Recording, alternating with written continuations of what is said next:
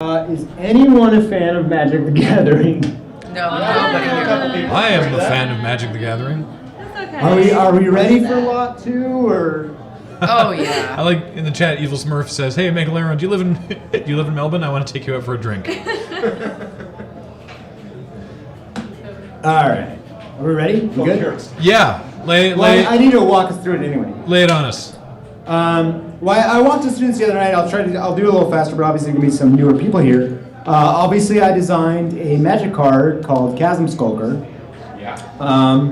So the starter bits of this auction, I actually took some Chasm Skulker cards and drew new ones on there, and assigned them, which come with 4 squid tokens. And what's important about the squid tokens is that I actually erased it's a 1/1 token, but I actually erased it and wrote 2/1 on there and signed it. Because I figured if anybody argues with you, you can say the designer of the Magic card signed it and made it a 2/1, and I think that's perfectly legal. And as one does. Where's my thing? All right, so, and as far as I know, this is the only thing in the whole world that exists like this. So Magic the Gathering, as part of us doing the cards, they sent us these big versions. I mean, look at it, this thing's huge, right? They sent us these big foam versions of our cards. This is the only one I have. I am giving you my big version of my card. Wow. Wow. Which I have signed. I don't know where my camera is. I have signed it. But I thought the one thing Chasm Skulker needed that he was short on was a backstory. So I wrote his backstory on the card. I'll just kind of leave that out. I read through it the other night, but can you guys see that, or should I read it? Yeah. You know what? Why not? Give it a read. All right. I'll read it in my Graham Edgar Allan Poe voice. And pull this in. From the ancient depths of an unfathomable chasm, there came a skulker. Unlike other skulkers from neighboring chasms, this was actually many smaller squids in disguise. It was known that skulkers did not accept such lowly cephalopods into their ranks, so the squids had to get creative. Each squid, designated +1/+1, worked together and fooled all the other skulkers, eventually becoming the all-seeing Bear Queen. That's the leader of the Chasm Skulkers. Their highest office. They never knew its true identity. So you'll get this humongous beast. And we can talk pig sweeteners in a little bit, but I think we should start the bid right there. That sounds like a plan. I'm not gonna. I don't think we need to do the. machine, We don't need to yeah. do the keys again. We can just reactivate auction mode. Light here. This one you have already at 4, right? Okay. In that case, let's open the bidding. Let's skulk those chasms. 1,800. You gonna come cook me chili, right, Mikey? Everyone's out of money, right? Right? What am I doing? What? See, he wants you to come cook him chili. He says. 2,000 from Cincy Judge. I've spilled my chili secrets. I think we're 2,500 from Pluto Was a Planet. just tell me when you want to start talking pig sweeteners. Because I got some sweet and low for this fresh port. Ooh, nice music. I just had. Get the Jason Forrest in there. I think it's Oh, 3,000 from Cincy Judge. 3,000.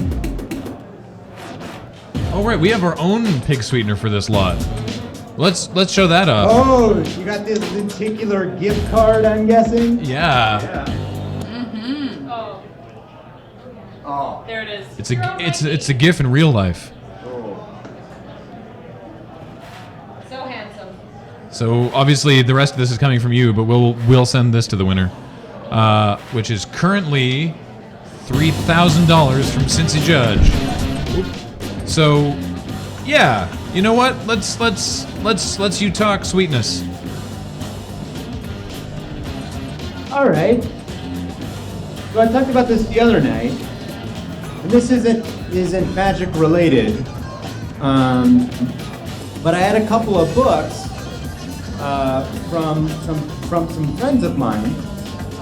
First one being Patrick Rothfuss, who just recently, I mean, within the last couple of weeks, released The Slow Regard of Silent Things. And Mr. Rothfuss has, I can't find it. Hang on. He graciously signed this for Mikey, I'll Never Forget Our Night in Paris. And obviously, people don't necessarily want a book that's you know, made out to somebody else, but I figured on this page, I would actually write a story about how this happened, and then give it to you. So, you know, when you win the auction, I will then write a story about how you came into power for this book, signed by me, and then, you know, get a story out. Nice. I also have a copy of Ready Player One, much in the same way. And I'm sure there's some Ready Player One, I can't find it. This is signed by Ernie Klein, who wrote the book. Any Ernie Klein fans out there? Someone in the chat says, jokes on him, my name is also Mike. Oh, well, that works out. This says to Mikey, get well soon. Your fan, Ernie Klein. And what's important about this book is that it was, well, we're going to get heavy because that's the story that it is. And he actually gave me 2 books, so I'm not losing like a part of myself by doing this, but he came by right after I got out of the hospital. I feel like this is not hospital music. Yeah, you want to take that, turn it down a little bit, Ian? There we go. Yeah, it was when I had the stroke. It was right after I got out of the hospital. He got an email from somebody at Gearbox about how big of a fan I was, so he came by and he signed a couple books for me, and I figured that would actually make a really interesting story, especially when we're raising money for people in hospitals. That's like that's something that means a lot to me, so I figured I could also write the story of that in this one as well. So I'll throw in both books with personally writing how they came into your possession, and I will throw those in at $5,000. Awesome. Where are we at? We're still at 3 because everybody was waiting to hear what would where these sweeteners were going.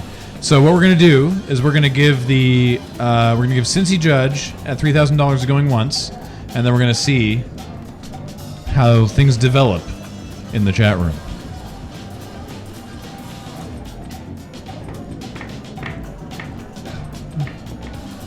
Much love for you from the chat, Mikey, and from us, of course.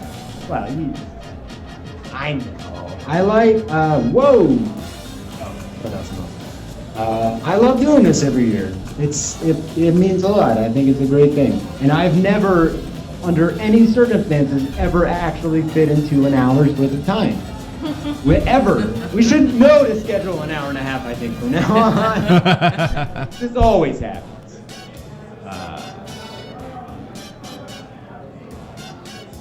No, Laron, you've already won. So the person who's currently sitting at 3,000 has admitted that 3,000 is their limit. Ooh. But they are not facing any competition. So we are going to give Cincy Judge a going twice for $3,000.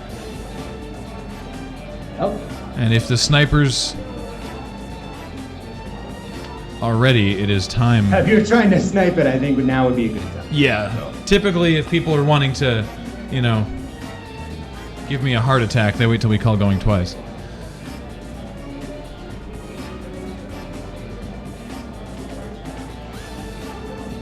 Just watching the chat is enough to hurt your brain. Is that Bidbot did not recognize that bid from someone in the chat named Max, which means that they haven't connected their Twitch ID to their donor account. Was that a fake one? Can we feeling hold off for a second to make sure? Yep. Yeah. We'll wait. For sure. It seemed like an awful big jump. It did, didn't it?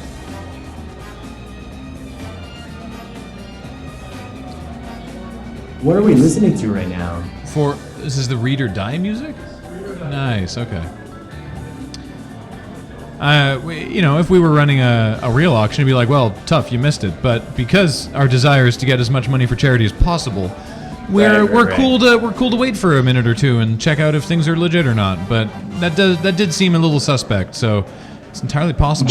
Jumping by twice the total bet. Yeah. Makes you wonder. 3x. What? Whoa. It's possible that the magic cards are all wrapped up by a sense of judge. All right, I'm getting word from tech that I think we are standing at the 3,000 bid that we have. So, Mikey, I will let you count us in here if you want. Like from 10. However you want to do it.